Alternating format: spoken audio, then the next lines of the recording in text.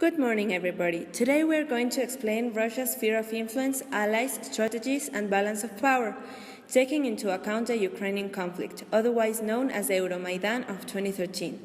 Now, as most of the social and political conflicts, this one is also multicultural and very complex. To explain it in a more holistic way, we will combine some of the most important concepts and theories in geopolitics. First, we will start with a brief historical review.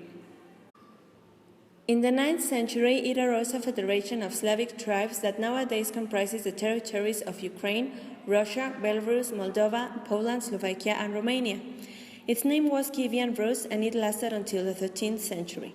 This federation is considered as the antecessors of Russia, Ukrainian, and Belarusian peoples. In the late 13th century, the Polish-Lithuanian Commonwealth was established, and the current people of Ukraine was part of it. But the ones who ruled the Commonwealth were mainly Poles. Ukraine sought a union with Russia because they had a similar culture and religion. This union was dealt with the signing of the Treaty of Pereyaslav in 1654. Thereafter, Ukraine was gradually absorbed by the Russian Empire.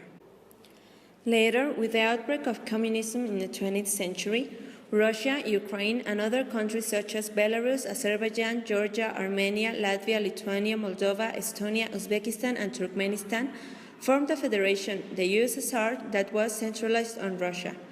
However, all the decisions affected the members in the same way. The Cold War geopolitics was linguocultural.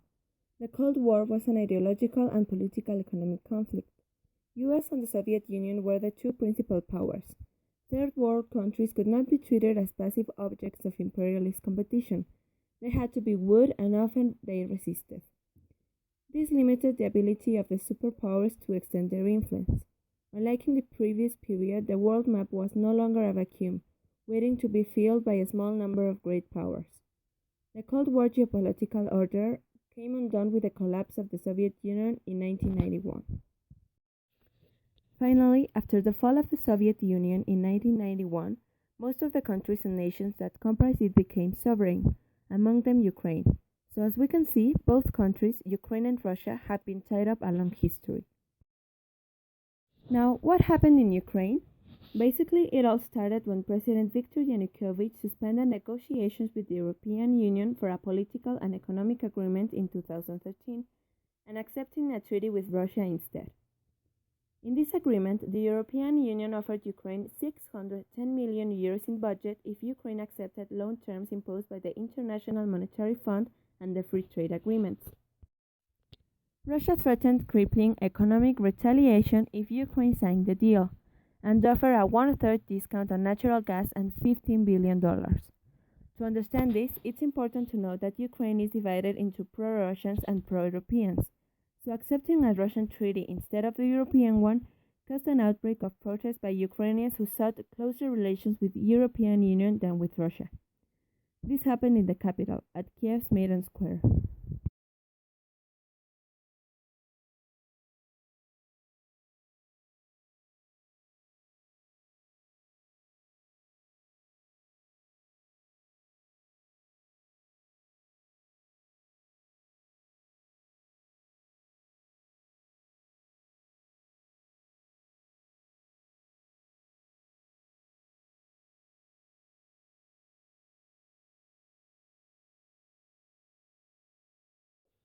After the protests, the government removed Yanukovych from power and organized elections. So Petro Poroshenko, a pro-European, was elected president. However, the conflict did not cease. Russian troops entered Crimea in 2014, Ukraine's neighbor, which has important oil and gas reserves. After the invasion, Russia claimed that that territory was now part of Russia. Although the majority of Crimeans sympathize with Russia and speak Russian, the international community, especially the US, Ukraine, and the European Union, did not agree. Nevertheless, the referendum for the annexation of Crimea to Russia was completed on March 16, 2014.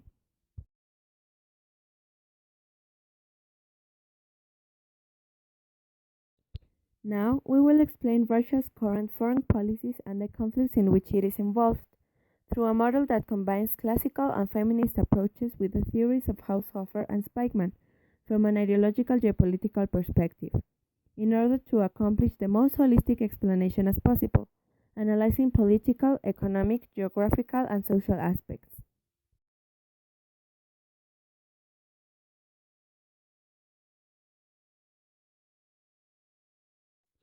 Classical and feminist theories. To understand Russia's actions towards the Ukrainian and Crimean conflicts, the classical approach is needed to analyze its actions and interests as a state. Nevertheless, the people's influence and ideologies during this process cannot be diminished. To take them into the analysis, feminist theory is going to be used.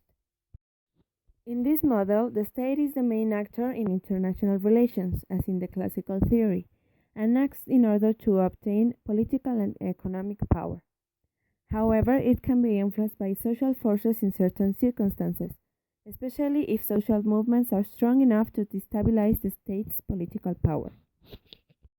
Russian actions towards the Ukraine conflict are seen by the Western countries as a continuity to the Cold War and a threat to Ukraine's and Crimea's sovereignty.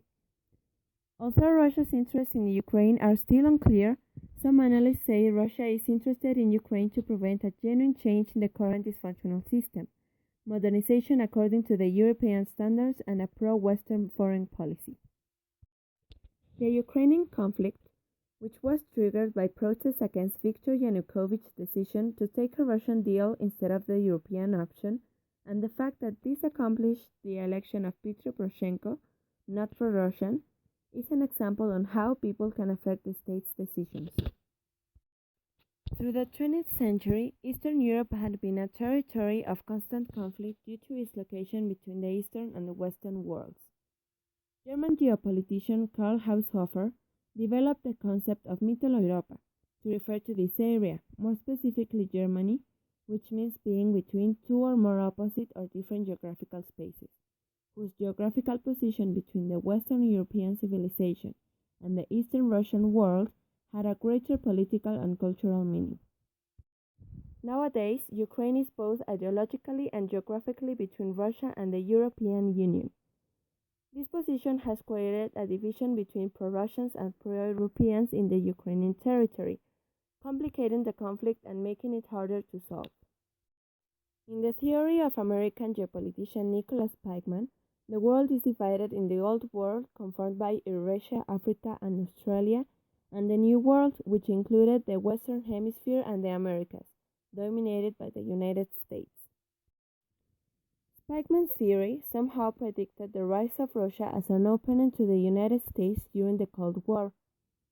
Applying this to the current situation, the conflict of Ukraine, the invasion of Crimea, and the rising of the tension between Russia and the Western world can be seen as a revival of the historical conflict that ruled during the Cold War. According to the approach of ideological geopolitics, ideology is the amalgam of ideas, symbols, and strategies for promoting or changing a social cultural order. As many of the historical events of the 20th century can demonstrate, ideology can determine how a state defines itself, its enemies, and its allies. This applies the same way in the case of the people and their sense of belonging to one or other ideology. In the case of Ukraine, there is a division in people's sense of belonging between Western ideologies and Russian ideologies. At the beginning of President of Russia Vladimir Putin's government, Russia intended to cooperate more deeply with the European Union. However, during Putin's mandate, these two blocs started to grow apart.